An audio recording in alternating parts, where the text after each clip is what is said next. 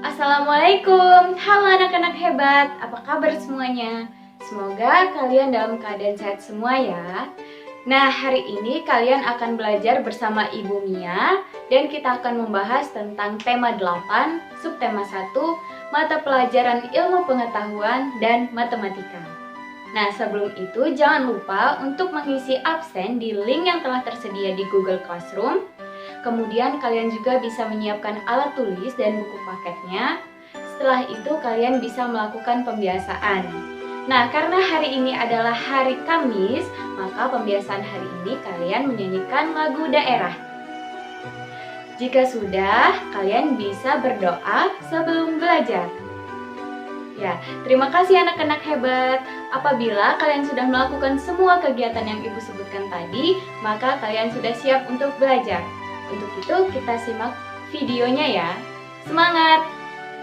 Nah, anak-anak hebat, untuk mata pelajaran ilmu pengetahuan hari ini kita akan membahas tentang gaya. Baik, sebelum itu apakah kalian sudah tahu apa itu gaya? Ya, benar sekali ya. Gaya adalah usaha yang diberikan kepada sesuatu benda. Jadi, gaya ini bisa berupa tarikan ataupun dorongan. Nah, gaya ini bisa berasal dari manusia dan bisa juga tidak berasal dari manusia. Untuk gaya yang bisa berasal dari manusia, salah satunya adalah gaya otot. Nah, gaya otot ini adalah gaya yang berasal dari otot-otot tubuh yang bisa memberikan perlakuan kepada suatu benda, bisa berupa tarikan ataupun dorongan. Baik, dan tentunya gaya otot itu memiliki pengaruh terhadap suatu benda. Nah, pengaruhnya apa saja? Yang pertama, gaya otot bisa mengubah benda yang diam menjadi bergerak. Dan yang kedua, bisa mengubah benda yang bergerak menjadi diam. Dan yang ketiga, bisa mengubah arah benda. Dan yang keempat, itu bisa mengubah bentuk benda. Nah, bagaimana contoh untuk pengaruh gaya otot terhadap gerak suatu benda? Ya, kita bahas yang pertama dulu ya, tentang gaya otot dapat mempengaruhi benda yang diam menjadi bergerak. Contohnya yaitu saat kalian mendorong ataupun menarik suatu meja yang sedang diam pada saat itu, sehingga meja tersebut bisa bergerak berpindah tempat. Dan selanjutnya kalian juga bisa melihat pada contoh saat kalian mendorong gerobak atau ada seseorang yang mendorong gerobak. Nah, di situ diberikannya gaya berupa dorongan sehingga gerobak yang semulanya diam menjadi bergerak. Dan contoh selanjutnya yaitu kalian bisa melihat pada saat seseorang mendorong mobil yang mogok. Dan tentunya gaya yang diberikan yaitu berupa dorongan, sehingga mobil yang mogok atau sedang diam tadi bisa bergerak dan berpindah tempat. Cukup untuk contoh, gaya otot bisa mengubah benda yang diam menjadi bergerak. Selanjutnya, untuk contoh, gaya otot dapat berpengaruh terhadap benda yang bergerak menjadi diam. Contohnya ada yang pertama, saat kalian bermain bola. Nah, saat teman kalian mengoper bola, kalian bisa menghentikan bola tersebut, sehingga yang tadinya bola itu bergerak menjadi diam. Dan contoh selanjutnya, pada saat kalian bermain bola basket. Nah, saat itu teman kalian mengoper bola yang tadinya bergerak menjadi diam. Contoh selanjutnya saat kalian bermain sepeda. Misalkan ada seekor ayam di depan dan kalian akan melaju, tentunya kalian akan memberikan tarikan pada rem sepeda tersebut, sehingga yang tadinya sepeda tersebut bergerak menjadi diam. Nah, seperti itu untuk contoh yang kedua. Dan selanjutnya yang ketiga, contoh dari gaya otot dapat berpengaruh terhadap arah suatu benda. Contohnya seperti apa? Ya, benar sekali ya. Saat kalian bermain bola dan teman kalian mengoper bola tersebut kepada kalian, maka kalian bisa menendang kembali bola tersebut, sehingga yang tadi arahnya lurus bisa menjadi berbelok ke kanan ataupun ke kiri. Contoh selanjutnya saat kalian bermain mobil-mobilan. Nah, yang semulanya mobil-mobilan kalian berikan gaya berupa tarikan dan arahnya lurus, kemudian kalian bisa menariknya ke arah kanan ataupun kiri. Nah, paham ya sejauh ini? Contoh selanjutnya, saat kalian atau ibu kalian sedang berbelanja menggunakan troli belanja, dan gaya yang diberikan yaitu berupa dorongan. Yang semulanya diberikan dorongan dan arahnya lurus, bisa berbelok ke kanan ataupun ke kiri. Nah, paham ya sejauh ini untuk contoh yang ketiga? Baik, selanjutnya kita akan membahas contoh yang keempat, yaitu pengaruh gaya otot terhadap gerak suatu benda yang bisa mengubah benda tersebut. Contohnya yaitu saat suatu pengrajin melakukan kerajinan tanah liat. Nah, yang semulanya tanah liat tersebut tidak berbentuk apa-apa bisa menjadi guci ataupun vas bunga dan yang lain-lain. Nah, contoh yang kedua itu saat kalian biasanya meminum minuman kaleng. Nah, yang semulanya minuman kaleng tersebut berbentuk bulat, kemudian kalian remuk sehingga bentuknya menjadi pipi. Dan contoh selanjutnya saat kalian bermain plastisin. Yang semulanya plastisin itu berbentuk kubus atau kotak, dan kalian bisa membuatnya dalam bentuk buah-buahan ataupun hewan dan yang lain-lain, sehingga yang semulanya kubus menjadi bentuk yang kalian inginkan. Nah, seperti itu untuk contoh dari pengaruh gaya otot terhadap gerak suatu benda. Nah, semoga sejauh ini kalian sudah paham ya. Anak-anak hebat, selain gaya otot dapat mempengaruhi gaya gerak, nah ternyata gaya otot memiliki manfaat bagi kita loh. Nah, apa saja manfaatnya? Yang pertama, bisa memindahkan barang atau sesuatu. Dan yang kedua, menggerakkan bagian tubuh. Yang ketiga, melakukan kegiatan sehari-hari. Yang keempat, mempertahankan postur tubuh. Yang kelima, melatih dan membentuk bagian tubuh. Nah, seperti itu manfaat dari gaya otot. Baik, anak-anak hebat, untuk pembahasan gaya kita sampai di sini. Apakah kalian sudah paham? Ya, jika kalian semuanya sudah paham, kita lanjut ke pembahasan berikutnya. Anak-anak hebat, selanjutnya kita akan membahas tentang sudut. Nah, apa itu sudut? Ya, sudut adalah hasil dari pertemuan dua garis yang bertemu pada satu titik. Nah, sudut itu memiliki bagian-bagiannya. Nah, coba kalian amati pada gambar yang telah Ibu sediakan dan bisa perhatikan bagian-bagian sudut. Nah, dua garis yang bertemu pada satu titik itu dinamakan dengan kaki sudut, dan titik yang dihasilkan dari pertemuan dua garis tersebut itu dinamakan titik sudut. Dan coba kalian lihat pada daerah yang diarsir itu dinamakan besar sudut. Nah, sejauh ini paham ya tentang pengertian dan bagian-bagian sudut? Selanjutnya, ternyata kita bisa menentukan atau memberikan nama pada sudut. Nah, bagaimana caranya? Kalian bisa amati pada gambar yang telah Ibu sediakan, dan di sini terdapat 3 gambar.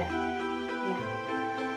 Yang pertama, kalian bisa mengamati dua garis yang saling bertemu pada satu titik tersebut, dan kedua garis tersebut akan menjadi nama awal dan nama akhir. Sedangkan titik sudut tersebut akan menjadi nama tengahnya. Sehingga pada gambar nomor 1 itu bernamakan apa? Ya, namanya adalah sudut AOB. Gambar nomor 2 adalah bernama sudut MON, dan gambar nomor 3 bernama sudut KLM. Nah, baik. Kita sudah bisa menentukan nama dari sudut. Selanjutnya kita juga bisa mengetahui jenis-jenis sudut. Nah, Ternyata sudut memiliki beberapa jenis ya. Yang pertama itu ada sudut lancip.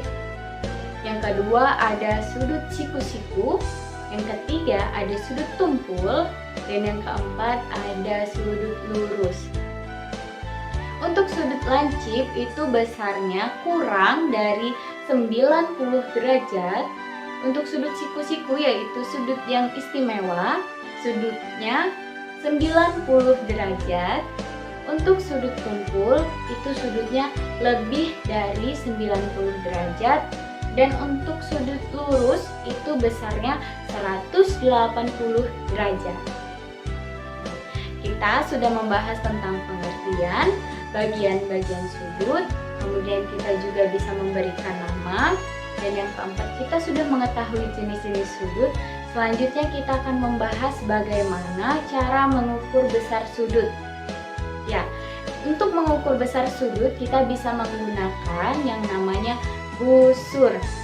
Nah, busur ini bisa membantu kita untuk menentukan besar dari suatu sudut. Nah, bagaimana caranya? Di sini Ibu sudah memberikan contoh dalam bentuk video, jadi simak baik-baik ya. Anak-anak hebat, coba kalian perhatikan pada gambar yang telah Ibu sediakan. Di sini ada gambar 1, gambar 2, dan gambar 3. Nah, tugas kita adalah mengukur besar sudut. Bagaimana caranya? Oke, pertama kita bisa menyediakan atau menyiapkan busur sebagai alat ukur besar sudut. Kemudian selanjutnya kita bisa memulai mengukurnya. Dengan cara apa? Ya, kita bisa meletakkan titik pusat busur kepada titik sudut yang sudutnya akan kita ukur besarnya. Nah, kita sejajarkan.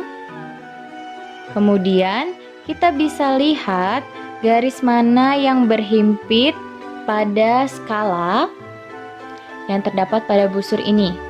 Ya, bisa kalian lihat di sini ada garis yang berhimpitan, yaitu pada skala 50, sehingga didapatkan besar sudut 1 atau besar sudut gambar 1 yaitu 50 derajat.